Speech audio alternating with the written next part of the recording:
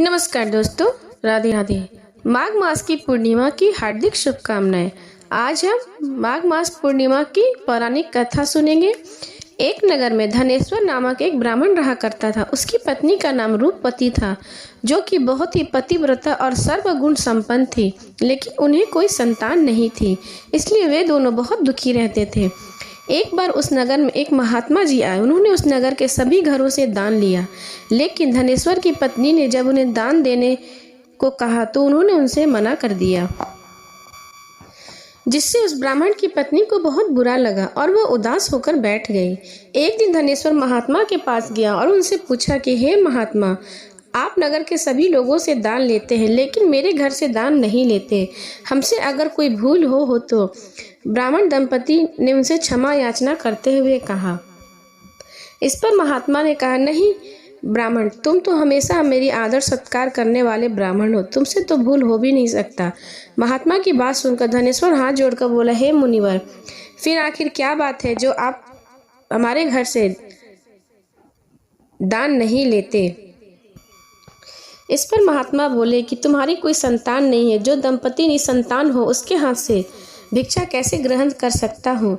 तुम्हारा दिया दान लेने के कारण मेरा पतन हो जाएगा। बस यही कारण है कि मैं तुमसे दान नहीं लेता। महात्मा की ऐसी बात सुनकर धनेश्वर उनके चरणों में गिर पड़ा और विनती करते हुए बोला, हे महात्मा, संतान न होने से तो हम भी पति पत्नी जीवन में बड़ा निराश है। यदि संतान प्राप्ति का कोई उपाय हो तो हमें कृपा कर बताएं मुनिवर।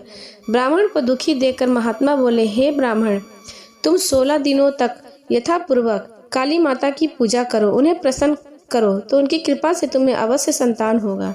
इतना सुनकर धनेश्वर और उसकी पत्नी ने मिलकर माँ काली का उपासना करना शुरू कर दिया। और माँ काली की उपासना करने के लिए धनेश्वर माँ काली की को लेकर के वन में चला गया और उनकी मूर्ति को वहीं स्थापित करके उनकी पूजा करने लगा। ब्राह्मण ने पूरे 16 दिन तक माँ काली की पूजा की और उपवास रखा। उसी भक्ति को देखकर और विनती सुनकर माँ काली ब्राह्मण को सपने में आकर बोली, हे धनेश्वर, तू निराश मत हो, मैं तुझे संतान अवश्य दूंगी, लेकिन 16 साल की अल्प आयु में ही उसकी मृत्यु हो जाएगी। काली माता ने ऐसा कहा, यदि तुम पति पत्नी विधि पूर्वक 32 पूर्णिमा का व्रत करोगे तो तुम्हारी संतान दीर्घायु हो जाएगी। प्रातःकाल जब तुम उठोगे तो तुम्हें यहाँ आम के वृक्ष दिखाई देगा। उस पेड़ पर एक फल तोड़ना और ले जाकर अपनी पत्नी को खिला देना। शिव जी की कृपा से तुम्हारी पत्नी गर्भवती हो जाएगी। इतना कहकर माता अंतर ध्यान हो गई। प्रातःकाल जब धनेश्वर उठा तो उसे आम का वृक्ष दिखाई दिया, जिस पर बहुत ही सुंदर फल लगे हुए थे। वह माँ काली के कहे अनुसार फल तोड़ने के लिए वृक्ष पर चढ़ने लगा। उसने कई बार प्रयास किया, लेकिन फिर भी फल तोड़ने में असफल रहा। तभी उसने गणेश भगवान का ध्यान किया और गणपति की कृपा से इस बार वह वृक्ष पर चढ़ गया और उसने फल तोड़ लिया। धनेश्वर ने अपनी पत्नी को वह फल दिया, जिसे खाकर कुछ समय के बाद वह गर्भवती हो गई।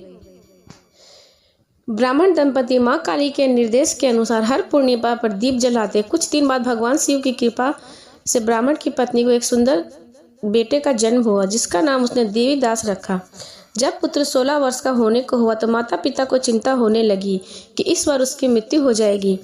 इस पर उन्होंने देवीदास के मामा को बुला और कहा कि तुम देवीदास को विद्या अध्ययन के लिए काशी ले जाओ और 1 वर्ष के बाद वापस आना। दंपति पूरी आस्था के साथ पूर्णमासी का व्रत कर पुत्र की दीर्घायु होने की कामना करते रहे। काशी प्रस्थान के दौरान मामा भांजा एक गांव से गुजर रहे थे। वहां एक कन्या का विवाह हो रहा था। विवाह होने से पहले ही उसका वर अंधा हो गया। तभी वर के पिता ने देवीदास को देखा और मामा से कहा, तुम अपना भांजा कुछ समय के लिए हमारे पास सौंप दो, विवाह संपन्न हो जाए उसके बाद ले जाना। यह सुनकर मामा ने कहा, यदि मेरा भांजा से विवाह करेगा तो कन्यादान में मिले धन आदि सब पर हमारा अधिकार होगा। वर के पिता ने मामा की बात स्वीकार कर ली और देवीदास के साथ कन्या का विवाह संपन्न करा दिया। इसके बाद देवीदास पत्नी के साथ भोजन करने बैठा, लेकिन उसने उस थाल को हाथ नहीं लगाया। यह देखकर पत्नी बोली, हे स्वामी, आप भोजन क्यों नहीं कर रहे? आपके चेहरे पर उदासी कैसी है? तब देवीदास ने सारी बात बताई। यह सुनकर कन्या बोली, हे स्वामी, मैंने अग्नि की साक्षी मानकर आपके साथ 7 फेरे लिए हैं। अब मैं आपके अलावा किसी और को अपना पति स्वीकार नहीं कर सकती। पत्नी की बात सुनकर देवीदास ने कहा, ऐसा मत कहो, मैं अल्पायु हूँ। कुछ ही दिन में 16 वर्ष की आयु होते ही मेरी मृत्यु हो जाएगी। इस पर उसकी पत्नी ने कहा कि स्वामी, जो भी मेरे भाग्य में लिखा होगा मुझे वह स्वीकार होगा। देवीदास ने उसे समझाने की बहुत कोशिश की, लेकिन जब वो नहीं मानी तो देवीदास ने उसे एक अंगूठी दी और कहा, मैं काशी जा रहा हूँ, लेकिन तुम मेरा हाल जानने के लिए एक पुष्प वाटिका तैयार करो। उसमें भांति भांति के पुष्प लगा और उन्हें जल से सींचते रहो। यदि वाटिका हरी भरी रहे, पुष्प खिले, तो समझना कि मैं जीवित हूँ, और जब ये वाटिका सूख जाए तो मान लेना कि मेरी मृत्यु हो चुकी है। इतना कहकर देवीदास काशी चला गया। अगले दिन सुबह जब कन्या ने दूसरे वर को देखा तो बोली, यह मेरा पति नहीं है, मेरा पति तो काशी पढ़ने गया है।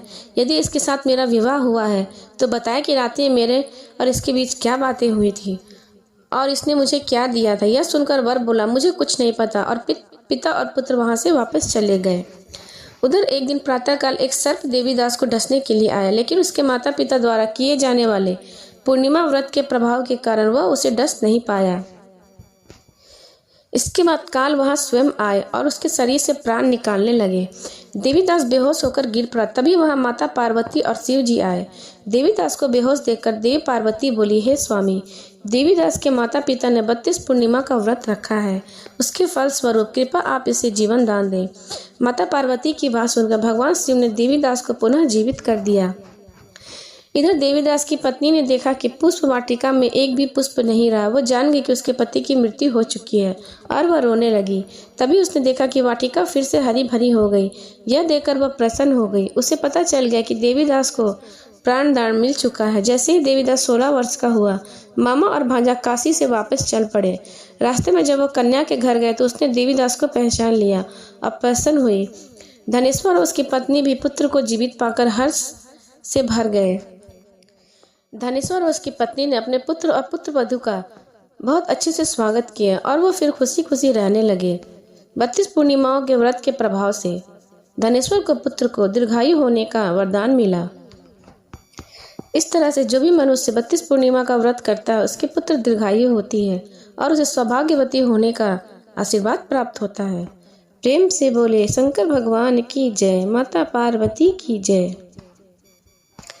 अब सुने माघ मास पूर्णिमा व्रत की अगली कथा। एक अन्य कथा के अनुसार नर्मदा नदी के तट पर सुब्रत नामक एक विद्वान ब्राह्मण रहा करता था, लेकिन वह काफी लालची था। उसका लक्ष्य किसी भी तरह से धन कमाना था और ऐसा करते करते समय से पूर्व वृद्ध दिखने लगा और कई बीमारियों की चपेट में वह आ गया। इस बीच उसके मन में आया कि उन्होंने पूरे जीवन तो धन कमाने में बिता दिया, अब जीवन का उद्धार कैसे होगा। इसी क्रम में उसे माघ माह के स्नान का महत्व बताने वाला एक श्लोक याद आया। इसके बाद वह स्नान का संकल्प लेकर ब्राह्मण नर्मदा नदी के स्थान पर जाने लगा। करीब 9 दिन तक स्नान के बाद उसकी तबीयत और भी ज्यादा खराब हो गई और इसी दौरान उसकी मृत्यु का समय आ गया। वह सोच रहा था जीवन में कोई सत्य का काम न करने के कारण उसे नरक जाना पड़ेगा, लेकिन माघ मास के स्नान के कारण उसे मोक्ष की प्राप्ति हुई।